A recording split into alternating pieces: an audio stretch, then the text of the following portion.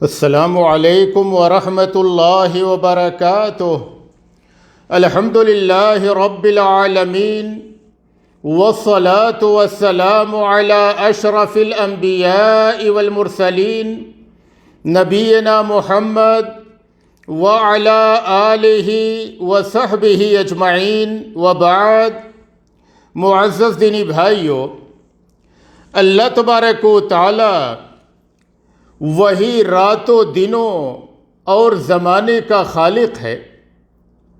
اللہ تبارک و تعالی نے اپنی حکمت کاملہ سے کچھ مہینوں پر اور بعض دنوں کو بعض دنوں پر اور بعض راتوں کو بعض راتوں پر فضیلت عطا کی ہے، اور جو صاحب عقل و خرد ہیں اور وہ قیمتی ایام کو غنیمت جانتے اور ان کی تلاش میں رہتے ہیں، وہ افراد ان ایام کی تلاش میں رہتے ہیں جنہیں اللہ تبارک و تعالی نے فضیلت عطا کی ہے، اور وہ ان میں زیادہ سے زیادہ نیک اعمال کر کے اپنے نامہ اعمال کو نیکیوں سے بھرنے کی فکر میں رہتے ہیں۔ انہی میں سے یہ ذی الحجہ کے ابتدائی 10 دن ہیں، جو ابھی 2-3 روز میں ہمارے اوپر سایہ فگن ہونے والے ہیں۔ یہ ذی الحجہ کے ابتدائی 10 دن انتہائی فضیلت کے حامل ہیں، اور ان میں کیا گیا نیک عمل اللہ تبارک و تعالیٰ کو غایت درجہ محبوب اور پسندیدہ ہے۔ اللہ تبارک و تعالیٰ نے ان ایام کی قدر و منزلت اور ان کی اہمیت کی وجہ سے قرآن کریم میں ان کی قسم کھائی ہے۔ اللہ نے قرآن کریم کی ایک آیت کریمہ میں فرمایا وَالْفَجْرِ وَلَيَالٍ عَشْرٍ، کی قسم ہے فجر کی اور 10 راتوں کی۔ عبداللہ بن عباس رضی اللہ عنہ اس آیت کریمہ کی تفسیر میں لکھتے ہیں کہ اس آیت کریمہ میں 10 راتوں سے مراد ذی الحجہ کے ابتدائی 10 دن ہیں۔ یہ ذی الحجہ کے ابتدائی 10 دن انتہائی اہم اور انتہائی قدر و منزلت کے حامل ہیں۔ حضرت عبداللہ بن عباس رضی اللہ عنہ بیان کرتے ہیں کہ نبی اکرم صلی اللہ علیہ وسلم نے فرمایا ما من ایام العمل الصالح فیہن احب الی اللہ من هذه الایام العشر، کہ کسی بھی دن میں کیا ہوا اچھا کام اللہ تبارک و تعالیٰ کو ان 10 دنوں میں کیے جانے والے نیک عمل سے زیادہ محبوب اور پیارا نہیں ہے۔ یعنی ان 10 دنوں میں جو نیک عمل کیے جائیں، یہ عمل اللہ تبارک و تعالیٰ کو غایت درجہ محبوب اور پسندیدہ ہے۔ یہاں تک کہ اگر ان 10 دنوں میں بندے مسلم کوئی چھوٹی نیکی بھی انجام دیتا ہے تو وہ دوسرے دنوں کے بالمقابل بہت زیادہ اہمیت اور فضیلت کی حامل ہے۔ صحابہ کرام نے پوچھا کہ اے نبی صلی اللہ علیہ وسلم، اللہ کی راہ میں جہاد کرنا بھی نہیں؟ تو آپ صلی اللہ علیہ وسلم نے فرمایا کہ اللہ کی راہ میں جہاد کرنا بھی نہیں، الا یہ کہ کوئی شخص اپنے جان و مال کے ساتھ نکلے اور کچھ بھی واپس لے کر کے نہ لوٹے۔ اور ایک دوسری روایت میں عبداللہ بن عمر رضی اللہ عنہ بیان کرتے ہیں کہ نبی اکرم صلی اللہ علیہ وسلم نے فرمایا ما من ایام اعظم عند اللہ ولا احب الیہ من العمل فیہن من هذه الایام العشر، کہ کوئی بھی دن بارگاہ الہی میں ان دنوں سے زیادہ عظمت والا نہیں، اور نہ ہی کسی دن کا اچھا عمل اللہ تعالیٰ کو ان 10 دنوں کے عمل سے زیادہ محبوب ہے۔ فَأَكْثِرُوا فِيهِنَّ مِنَ التَّحْمِيدِ وَالتَّكْبِيرِ وَالتَّهْلِيلِ، لہذا تم ان 10 دنوں میں زیادہ سے زیادہ الحمدللہ، اللہ اکبر، لا الہ الا اللہ، ان کلمات کو پڑھا کرو۔ زیادہ سے زیادہ ان کلمات کے پڑھنے کا ان 10 دنوں میں اہتمام کیا جائے۔ حافظ ابن حجر رحمہ اللہ اپنی کتاب فتح الباری میں لکھتے ہیں کہ عشرہ ذی الحجہ کے امتیاز کا سبب یہ معلوم ہوتا ہے کہ ان دنوں میں تمام تر بنیادی عبادات اکٹھا ہو جاتی ہیں، یعنی نماز، روزہ، صدقہ، جو اور دنوں میں یہ عبادتیں اکٹھا نہیں ہوتی ہیں۔ ان دنوں میں نماز، روزہ، حج، صدقہ، یہ تمام تر عبادات اکٹھا ہو جاتی ہیں۔ شاید یہی سبب ہے کہ یہ 10 دن سارے دنوں سے افضل اور قیمتی ہیں۔ ایک بندے مسلم کو ان دنوں میں کون سے نیک اعمال کا اہتمام کرنا چاہیے؟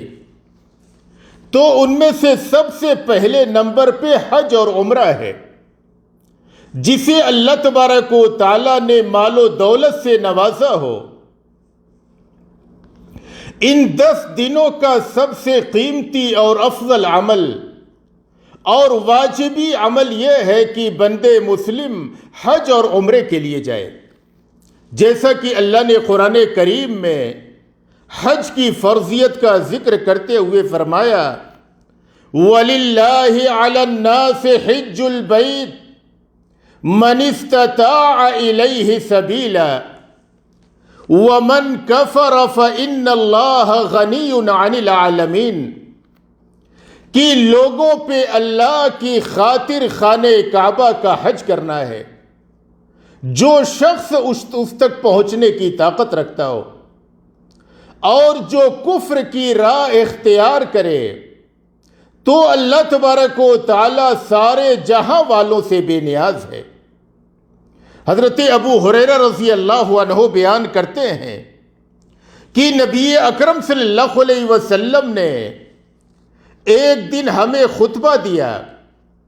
آپ صلی اللہ علیہ وسلم نے خطبے کے دوران فرمایا، ایھا الناس قد فرض اللہ علیکم الحج فحجوا، کہ اے لوگو، اللہ تبارک و تعالیٰ نے تمہارے اوپر حج کو فرض قرار دیا ہے، لہٰذا تم حج کرو۔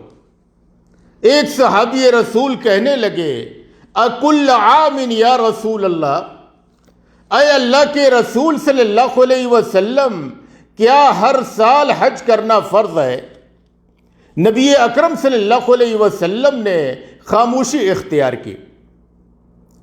انہوں نے 3 بار یہ سوال کیا، نبی اکرم صلی اللہ علیہ وسلم نے خاموشی اختیار کی۔ پھر آپ صلی اللہ علیہ وسلم نے فرمایا کہ اگر میں ہاں کہہ دیتا تو تمہارے اوپر ہر سال حج کرنا فرض ہو جاتا اور تم اس کی طاقت نہیں رکھتے۔ یعنی حج زندگی میں ایک بار فرض ہے اور باقی حج یہ نفل ہے۔ اگر بندے مسلم کو اللہ نے مال دیا ہے تو وہ ہر سال یا ہر 2-4 سال 5 سال پہ حج کے لیے جائے، یہ اس کے لیے نفلی حج ہے۔ جس بندے مسلم پہ یہ فریضہ حج عائد ہو جائے تو اسے چاہیے کہ اس فریضہ کی ادائیگی میں جلدی کرے۔ نبی اکرم صلی اللہ علیہ وسلم نے فرمایا، تعجلوا الى الحج فإن أحدكم لا يدري ما يعرض له، کہ تم حج کے لیے جلدی کرو، اس لیے کہ تم میں سے کسی شخص کو یہ معلوم نہیں کہ اس کے ساتھ کیا معاملہ پیش ہو جائے، آیا اس کا مال رہے نہ رہے، اس کی زندگی رہے نہ رہے، اس کی صحت رہے نہ رہے۔ لہٰذا جب یہ فریضہ حج عائد ہو جائے تو اس فریضہ کی ادائیگی میں جلدی کرو۔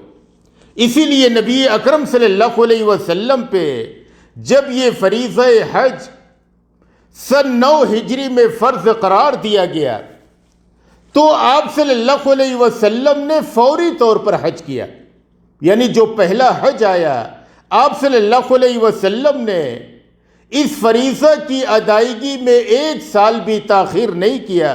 جو پہلا حج آیا آپ صلی اللہ علیہ وسلم نے فوری طور پر حج کیا۔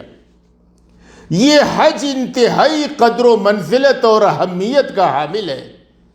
اسی لیے عمر بن خطاب رضی اللہ عنہ یہ کہتے تھے کہ میں ارادہ کرتا ہوں کہ میں اپنے کام کرنے والوں کو شہروں کی جانب بھیجوں اور وہ جا کر کے دیکھیں کہ ہر وہ آدمی جس کے اوپر حج فرض ہو گیا ہے اس کے پاس حج کی طاقت ہے اور وہ حج کے لیے نہیں گیا ہوا ہے، میں اس کے اوپر ٹیکس نافذ کر دوں۔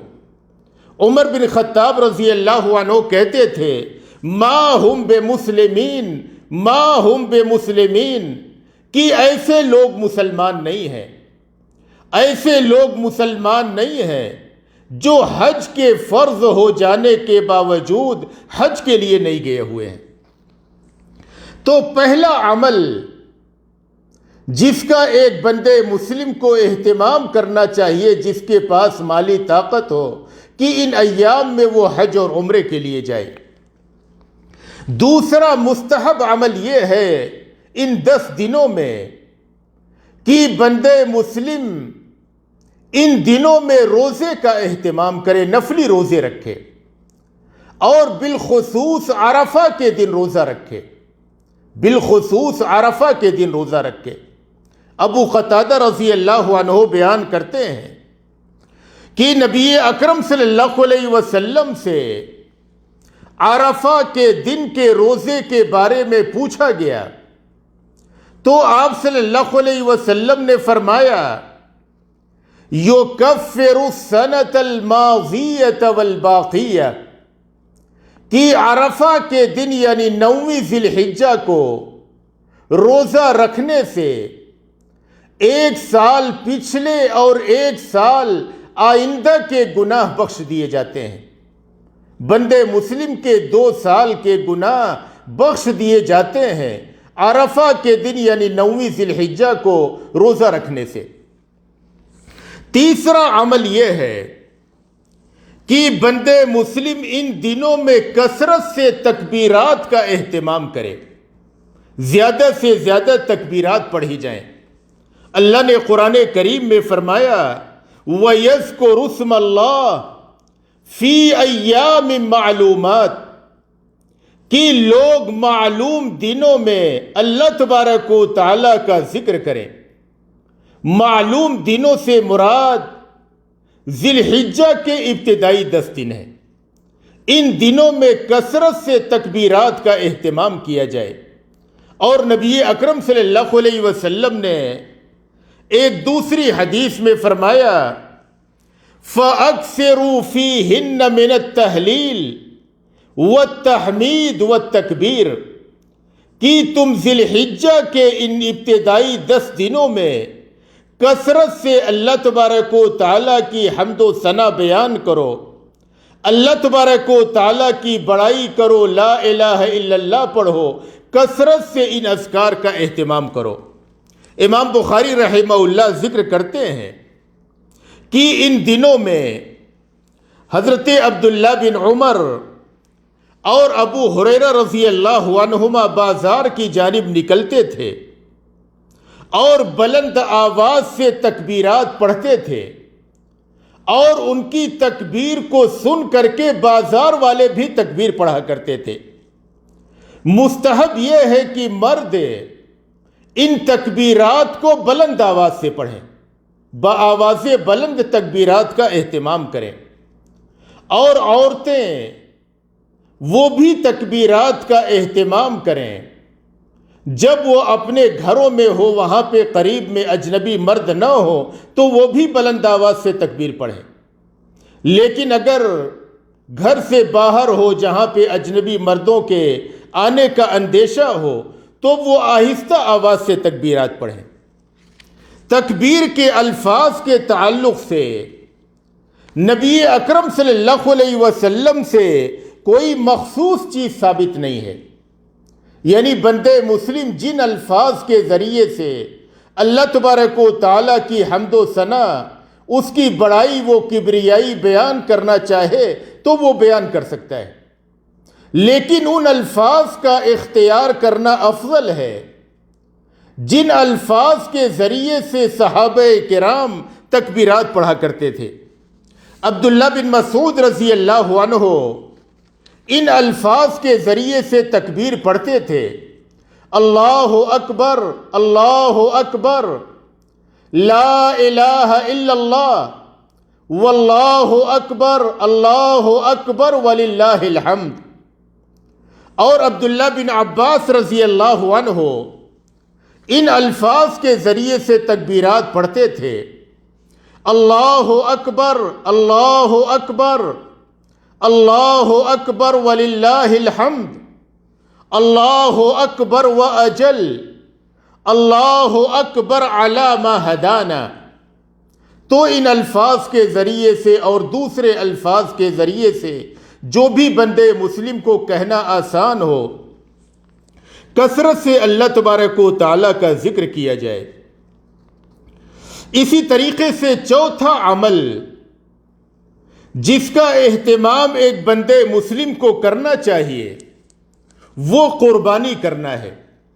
بندے مسلم 10ویں ذی الحجہ کو اور اسی طریقے سے ایام تشریق میں یعنی 11، 12، 13 ان تاریخوں میں قربانی کا اہتمام کرے۔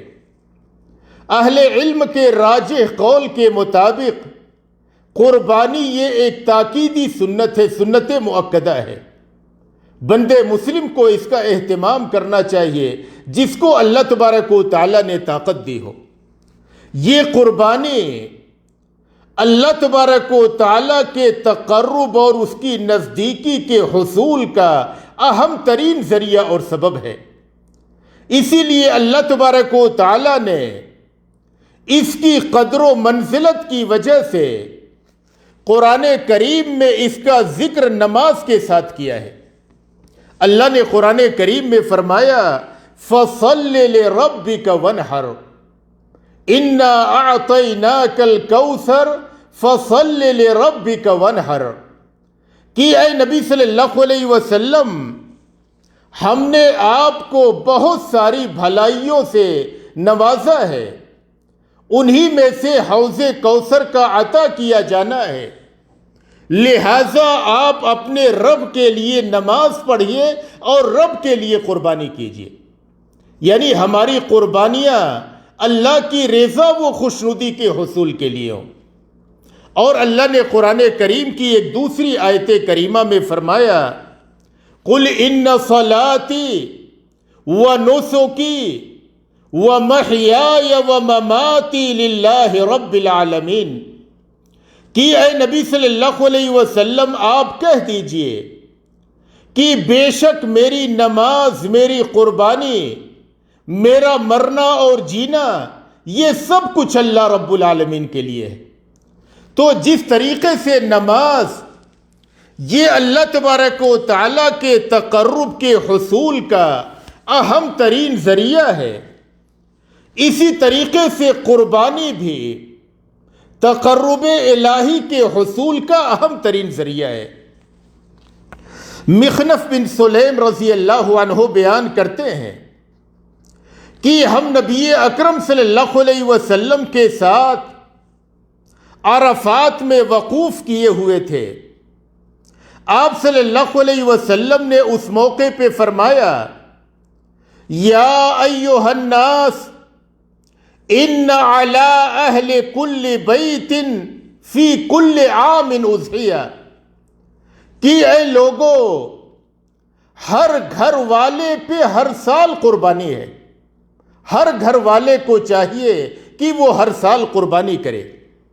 ابو ہریرہ رضی اللہ عنہ بیان کرتے ہیں کہ نبی اکرم صلی اللہ علیہ وسلم نے فرمایا، من کان لہ سعۃ ولم یضح فلا یقربن مصلانا، کہ جس آدمی کے پاس مالی طور پر طاقت ہو اور وہ قربانی نہ کرے تو وہ ہماری عیدگاہ کے قریب نہ آئے۔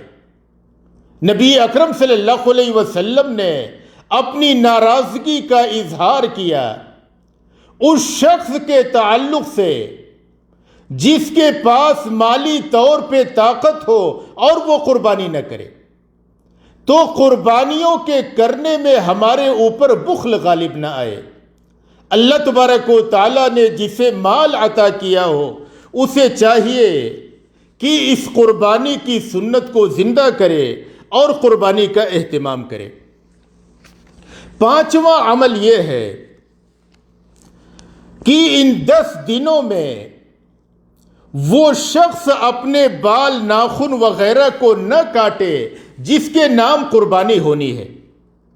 ام سلمہ رضی اللہ عنہا بیان کرتی ہیں کہ نبی اکرم صلی اللہ علیہ وسلم نے فرمایا، اذا رأيتم هلال ذي الحجة وأراد أحدكم أن يضحي فليمسك عن شعره وأظفاره، کہ جب تم ذی الحجہ کا چاند دیکھ لو اور تم میں سے کوئی شخص قربانی کرنا چاہتا ہو تو وہ اپنے بال ناخن وغیرہ کو کاٹنے سے رک جائے، یعنی ان 10 دنوں میں اپنے بال ناخن وغیرہ کو نہ کاٹے۔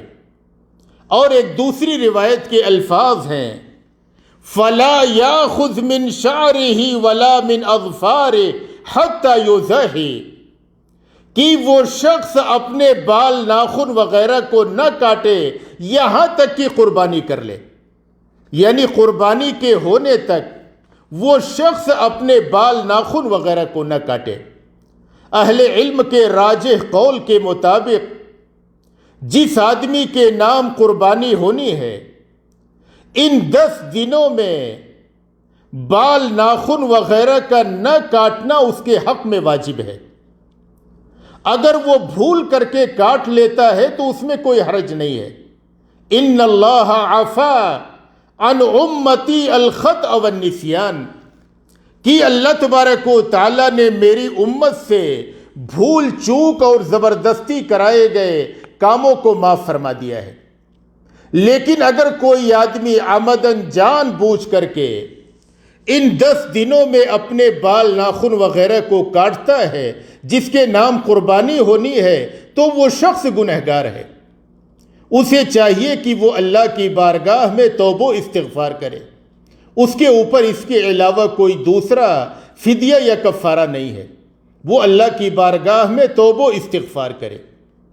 اور ان روایات کے ظاہر کا تقاضا یہ ہے کہ یہ حکم اس شخص کے لیے ہے جس کے نام قربانی ہونی ہے، اور گھر کے جو باقی افراد ہیں جن کے نام قربانی نہیں ہونی ہے وہ اپنے بال ناخن وغیرہ کاٹ سکتے ہیں۔ چھٹا عمل جس کا اہتمام کرنا ہے ایک بندے مسلم کو، وہ نماز عید کی ادائیگی کرنا ہے۔ 10ویں ذی الحجہ کو نماز عید کی ادائیگی کرنا جو اسلام کا ایک اہم ترین شعار ہے۔ اہل علم کے راجح قول کے مطابق نماز عید کی ادائیگی یہ فرض عین ہے، یعنی ہر مسلمان پہ فرض ہے کہ وہ نماز عید کی ادائیگی کرے، الا یہ کہ اس کے پاس کوئی عذر شرعی ہو، یعنی بغیر کسی عذر شرعی کے نماز عید کا چھوڑ دینا یہ کسی مسلمان کے لیے جائز نہیں ہے۔ اس مسئلے میں علماء کی مختلف رائے ہیں۔ بعض اہل علم نے اسے سنت مؤکدہ قرار دیا، بعض اس کے فرض کفایہ ہونے کے قائل ہیں، اور بعض اس کے فرض عین ہونے کے قائل ہیں۔ لیکن ان تمام اقوال میں راجح یہی ہے کہ عیدین کی نماز یہ فرض عین ہے، ہر شخص پر فرض ہے کہ وہ عیدین کی نماز ادا کرے۔ اور یہی قول علامہ عبدالعزیز بن باز، علامہ محمد بن صالح العثیمین اور علامہ البانی رحمہم اللہ نے اختیار کیا ہے کہ عیدین کی نماز یہ فرض عین ہے، اور جو شخص بغیر کسی عذر شرعی کے عیدین کی نماز کو چھوڑ دے تو وہ شخص گنہگار ہے۔ یہ ذی الحجہ کے ابتدائی 10 دنوں کے بعض فضائل اور ان کے اعمال تھے جن کا آپ کے سامنے ذکر کیا گیا۔ ایک بندے مسلم کو ان اعمال کا اہتمام کرنا چاہیے تاکہ ان فضیلت کے دنوں میں وہ زیادہ سے زیادہ نیک اعمال کا اہتمام کر کے اپنے نامہ اعمال کو نیکیوں سے بھر سکے۔ اللہ تبارک و تعالیٰ سے دعا ہے کہ اللہ تبارک و تعالیٰ ہمیں ان ایام کو نیکیوں میں گزارنے کی توفیق عطا فرمائے، اور ہمیں جب تک اس دنیا میں رکھے ایمان و اسلام پہ رکھے، اور جب ہمارا خاتمہ ہو ایمان و اسلام پہ ہو۔ وآخر دعوانا ان الحمد للہ رب العالمین۔